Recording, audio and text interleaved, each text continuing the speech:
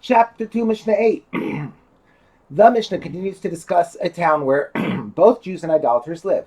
The Mishnah's first law relates to the law that when a Jew finds an item that was lost by another Jew, he is required to try and return it by announcing his find publicly.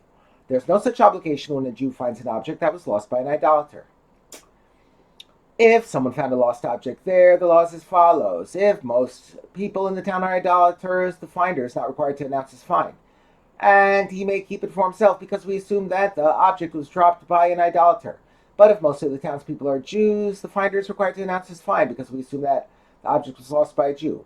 If half the townspeople are Jews and half are idolaters, the finder is required to announce his find. The Mishnah discusses a loaf of bread that was found in the town where both Jews and idolaters live. The Mishnah considers all bread technically kosher since it is generally made from a simple recipe of kosher ingredients. However, the sages forbade eating bread that was baked by an idolater. If someone found a loaf of bread there and it is not known whether the bread was baked by a Jew and thus permitted to eat or baked by an idolater and thus forbidden, we follow the majority of bakers in the town. If most of the bakers are idolaters, the bread is assumed to have been baked by an idolater. If most of the bakers are Jews, the bread can be assumed to have been baked by a Jew. The above laws refer to bread made of standard flour, commonly used by bakers. The Mishnah now discusses cases where the found loaf of bread is made from other types of flour. If the loaf was bread made of fine flour, we follow the majority of those who eat bread made of fine flour.